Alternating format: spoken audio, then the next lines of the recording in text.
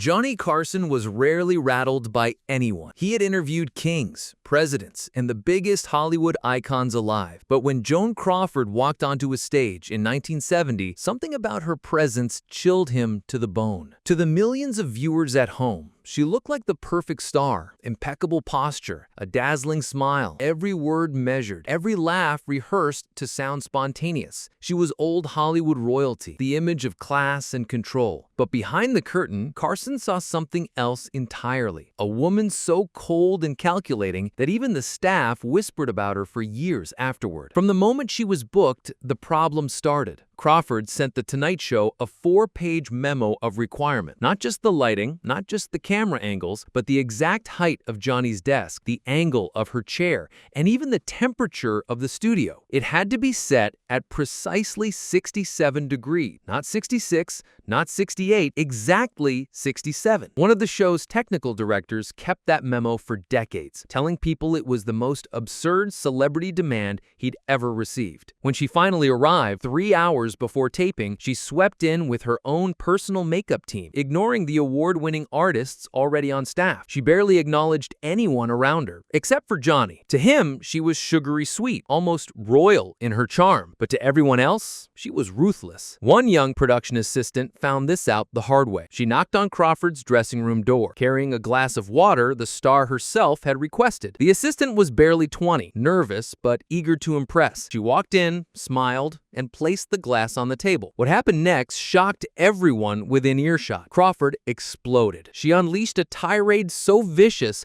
that staff in the hallway froze. Witnesses later said she called the young woman a brainless little bleep and sneered that her only real career option was working in a brothel where incompetence might be an asset. The poor assistant fled in tears. Crawford demanded she be fired on the spot. Carson's producer refused, but the tension hung in the air all evening. And the most disturbing part? Watching Crawford switch personas the instant the red camera light came on. 1 second, she sat stone-faced in silence, lips pursed, ignoring everyone. The very next, she became radiant, warm, laughing, even playful. It was like watching a machine turn on. Perfectly rehearsed version of humanity, with nothing real underneath. Carson, who prided himself on making guests feel at ease, couldn't crack her. Every joke he tried bounced off. Every question led to a canned, practiced response. Afterward, he turned to Ed McMahon and muttered, "I've interviewed corpses with more personality." Years later, when Joan's adopted daughter Christina released her infamous memoir, Mommy Dearest, exposing shocking abuse behind closed doors, Carson wasn't surprised. According to close friends, he just nodded and said quietly, "I saw who she really was in those few hours. I believe every word." But if Joan's icy cruelty left Carson unsettled, the next name on his blacklist terrified him for a very different reason. Where Joan froze people with cold calculation, this man used raw power, intimidation so real that staff compared the atmosphere to working under surveillance. And Carson would later say, if he didn't sing, he'd have been a mob enforcer. Carson admired Sinatra's voice, no question. Few entertainers alive could hold an audience the way Frank did. But behind that smooth charm was a man who carried himself like he owned the world. And if anyone forgot it, he made sure to remind him. From the very first booking, Tonight Show staff were on edge. Sinatra never traveled alone. He arrived flanked by an entourage, bodyguards, drinking buddies, sometimes men who looked less like friends and more like enforcers. One stagehand joked, "When Frank walks in, you don't know if you're watching a rehearsal or a mob meeting." And Frank liked it that way. He thrived on intimidation. One story still makes the rounds in late-night television circles. Minutes before a live taping, Sinatra grabbed the floor manager by the tie, yanked him close, and snarled, "If that camera makes me look fat, you'll be looking for another job by morning." The manager was so shaken, he refused to be anywhere near Sinatra for future appearances. And it wasn't just the crew. Johnny's guests, especially the women, often left rattled. Frank had a reputation for aggressive flirting, the kind that felt less like charm and more like pressure. Carson, who always valued a professional atmosphere, bristled at the way Sinatra treated his staff. But what really angered him was the way everyone else seemed afraid to say anything. Sinatra was too powerful, too connected. His friendship stretched from Hollywood to Washington to Vegas, And yes, even into darker corners that nobody wanted to talk about on television. Carson once joked privately, "If Frank doesn't like your joke, you won't be telling another one." But there was truth behind the humor. After several tense appearances, Johnny quietly pulled back on booking. For a man of Sinatra's fame, that was shocking. Most shows begged for him. But Johnny decided no ratings boost was worth the toxic atmosphere he brought. As one producer put it, when Sinatra was in the building, everyone walked on eggshells. And Johnny hated that. Still, Carson knew talent when he saw it. He respected Sinatra's artistry. What he couldn't respect was the bullying, the fear, the way Frank made ordinary people feel small just to remind them who was in charge. And yet, as intimidating as Sinatra was, Carson's next nemesis unnerved him in a different way. This man wasn't violent, and he wasn't overtly cruel. Instead, he used his towering ego to bend The Tonight Show to his will. He wasn't satisfied being interviewed. He wanted to control the entire production.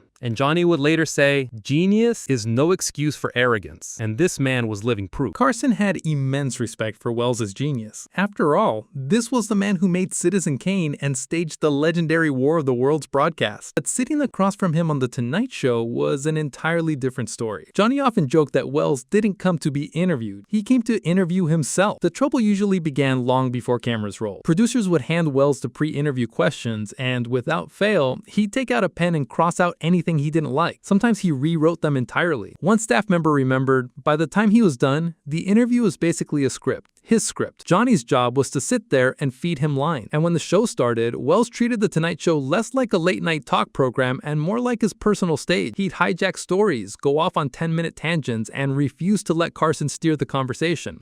It wasn't uncommon for other guests to be bumped, their segments canceled at the last second, simply because Wells wouldn't stop talking. Carson, who valued timing and flow more than anything, found it infuriating. He once muttered to Ed McMahon, "If you book Wells, you better cancel the rest of the show." But it wasn't just the hogging of time. Wells treated the staff like servants. He expected his chair adjusted to exact specifications, his drink waiting at the perfect temperature, and his entrance rehearsed as though it were opening night at a theater. One cue card holder remembered being dressed down in front of the entire crew because Wells didn't like the way his name looked in Sharpie. Johnny never lost his cool on air, but those who worked with him said the frustration was obvious in his eyes. He hated feeling like his show was being hijacked, and when people asked later what it was like to host Wells, Carson delivered one of his coldest lines. Genius doesn't excuse everything, and in his case, it excused nothing. Still, Carson could roll his eyes at ego. What truly unsettled him was cruelty, and his next guest delivered cruelty with precision, not through fists and not through shouting, but through words sharpened into weapons. As Johnny once whispered to his producer after a particularly tense taping, "She doesn't just cut people down, she enjoys it." That guest was none other than Bette Davis. On camera, she was brilliant, witty, quick. Every line felt like it had been written by the sharpest playwright in Hollywood. She knew how to deliver a punchline, how to spar with Johnny, how to own the audience with nothing more than a raised eyebrow. To the public, she was dazzling, but backstage, the sparkle vanished. Staff described her as one of the most abrasive guests The Tonight Show ever had. She didn't just speak, she interrogated. A stagehand once joked, talking to Bette Davis was like being cross-examined by a hostile lawyer. From the moment she arrived, she tested everyone. Makeup artists were grilled about their technique. Camera operators were told exactly how to frame her face, or else. And if anything wasn't perfect, Davis didn't hold back. Her words weren't careless slips. They were calculated cuts, racist remarks, sexist digs, even attacks on people's appearances, delivered with that unmistakable Bette Davis flair that made the insults sting twice as much. Carson tolerated a lot in his guests, but cruelty to his staff crossed a line. One night, Davis spotted a young production assistant carrying her notes to the desk. Without warning, she tore into him in front of half the crew. The kid was fresh out of college, nervous but eager. Davis lit into him for walking too slowly, for not holding the papers the way she wanted, even mocking his clothes. Johnny, usually the calmest man in the room, had to step in, gently steering her away before she humiliated the poor assistant further. And then came her infamous requests. Unlike most guests, Davis didn't just want a glass of water or a light snack. She demanded whiskey, neat, and plenty of it before showtime. Staff learned quickly that an underfilled glass meant a long night. Carson later admitted that he could smell the alcohol on her breath even as she delivered her perfectly timed zingers to the camera. The strangest part? The audience never suspected a thing. They saw a glamorous